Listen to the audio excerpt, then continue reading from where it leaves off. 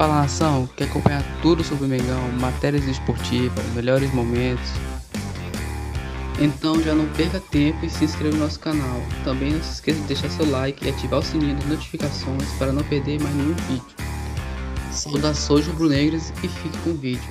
Abraço. Foi um jogo de tempos um pouco diferentes, né? Sim. Um primeiro tempo muito mais equilibrado, com a divisão de posse de bola maior, com a divisão de finalizações maiores, com o Palmeiras levando mais perigo no seu jogo de ligação direta, com o Everton construindo desde lá de trás, com o Veiga em um toque na bola, o Dudu em um toque na bola e o Palmeiras chegando, e o Flamengo também chegando. No segundo tempo, o Palmeiras teve dificuldade para jogar. O Palmeiras se restringiu mais ao trabalho de marcação. Tanto é que no segundo tempo o Flamengo teve bem mais posse de bola, teve bem maior número de finalizações, trabalhou muito melhor os seus passes e criou mais chances, né? No segundo tempo o Everton fez uma grande defesa, por exemplo, no chute do Bilharão. Mas o empate é um resultado condizente com a distribuição de forças das equipes. Um jogo menos vistoso do que muita gente imaginava em termos de entretenimento, de trocas incessantes, aquela chance para lá, chance para cá, mas um jogo muito bem trabalhado taticamente pelas duas equipes. Só faltou os gols, né? É evidente que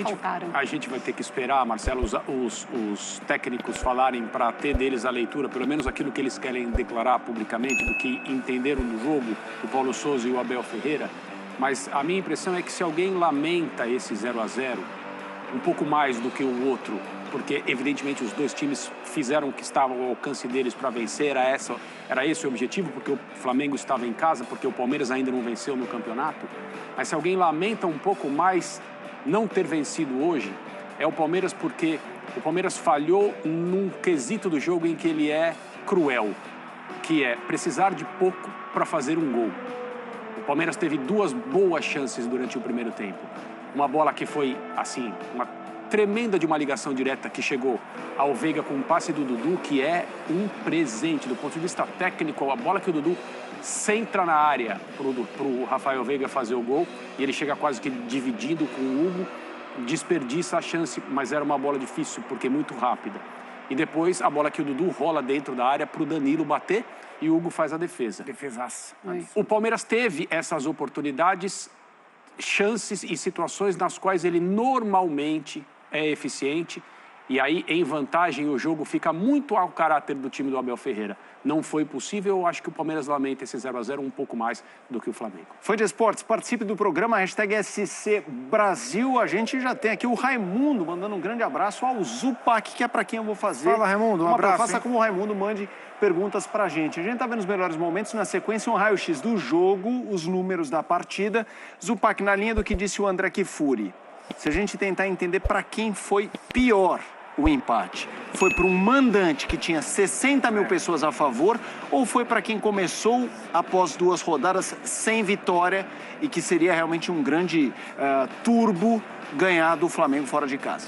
As duas análises, elas são bem coerentes, né? Os dois times têm motivos para lamentar este resultado, mas eu vejo para o Flamengo um empate pior do que para o Palmeiras. Ignorando um pouco as questões do jogo, como o André falou, e olhando para um contexto maior, para o Flamengo é um jogo desperdiçado, né? Porque se a gente partir do princípio que Flamengo, Palmeiras e Atlético vão fazer 6 jogos de confronto direto entre eles, os mandantes têm que garantir os seus pontos, né?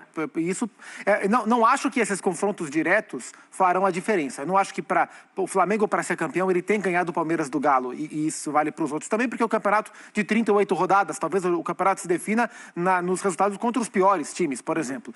Mas um duelo entre Flamengo e Palmeiras em um Maracanã lotado era uma oportunidade boa de um Flamengo que vinha de uma atuação bem consistente contra o São Paulo, de vencer um dos seus grandes concorrentes ao título e tentar, inclusive, abrir vantagem sobre o Palmeiras, né? Aproveitar que o Palmeiras teve um começo ruim na competição e ele, Flamengo, chegar logo a 7 pontos e fica com essa vantagem para o Palmeiras. Então, acho que por esse olhar, de maneira mais ampla do que detalhista do que foi o jogo, o empate ele é pior para o Flamengo do que para o Palmeiras. Eu concordo no contexto da oportunidade. Eu só queria esclarecer que em relação ao que o Palmeiras conseguiu fazer, normalmente é suficiente para um gol.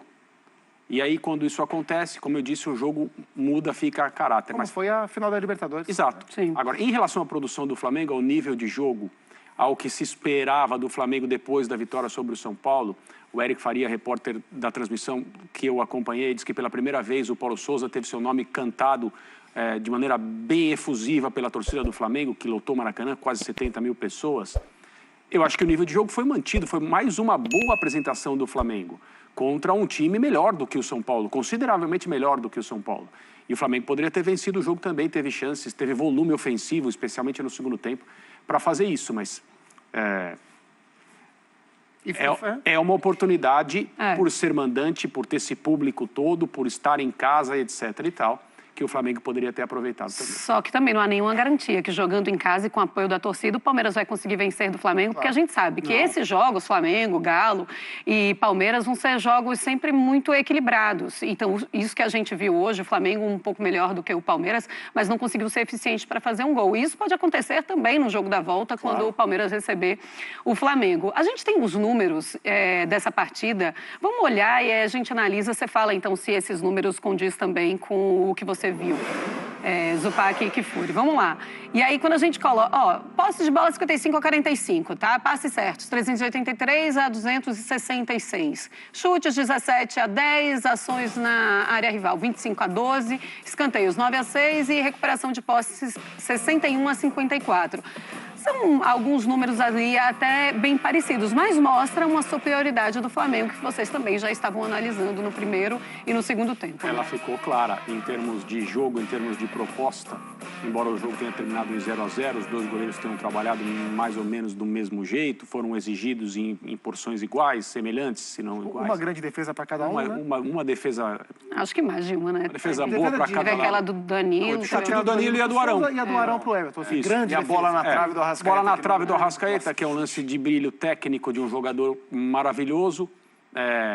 Teve a primeira grande chance do jogo, que é a chance do Rafael Veiga, que o Dudu coloca para ele. O Arrascaeta perde uma embaixo do gol, que o Gabigol cruza, isso, né? Isso. E o Arrascaeta não faz. Duas seguidas, né? Então, assim, em termos de volume, o Flamengo foi um time que procurou mais o jogo, porque é sua característica, é o seu caráter, e é aquilo que o Palmeiras não só sabe que vai acontecer, mas está preparado e condicionado a enfrentar, superar e se aproveitar quando as coisas não são bem feitas pelo adversário. A maneira de cada time jogar ficou bastante clara, embora não tenha achado o Palmeiras extremamente recuado em nenhum momento do jogo.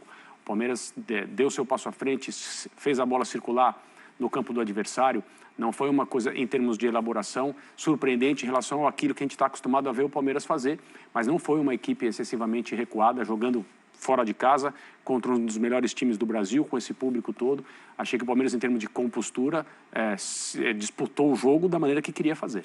Curioso que a postura do Palmeiras me pareceu muito semelhante à que o Palmeiras teve em Montevidéu na final. Acho que o Flamengo conseguiu elaborar um pouco mais, embora não tenha marcado e marcou na final da Libertadores, mas conseguiu elaborar melhor o seu jogo hoje.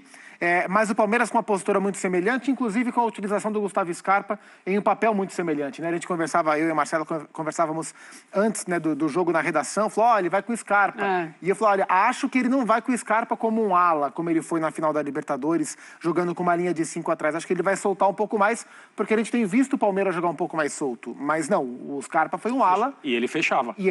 Né? Saiu um pouquinho, mas o papel do Gustavo Scarpa foi muito mais defensivo do que ofensivo, tal qual foi o Montevidéu. E esses movimentos foram interessantes, porque como o Scarpa era um ala, o Piquerez era um terceiro zagueiro, e a hora que o Everton Ribeiro, que era quem jogava no setor, que batia no setor, tinha essa bola dominada, o Piquerez saía em perseguição ao Everton Ribeiro. Se o Everton saísse da direita para o meio, o Piquerez ofensivas, o Palmeiras agredia só pelo outro lado, só com o Dudu, porque o Marcos Rocha segurava um pouco mais e o Dudu tentava usar as costas do Lázaro, do Felipe Luiz. No primeiro tempo, prioritariamente, foi assim que o Palmeiras marcou de um lado e tentou agredir do outro. É muito característica dos times do Abel, né? Como os jogadores eles se entregam e eles são muito disciplinados também no fechar, no voltar e no buscar a bola.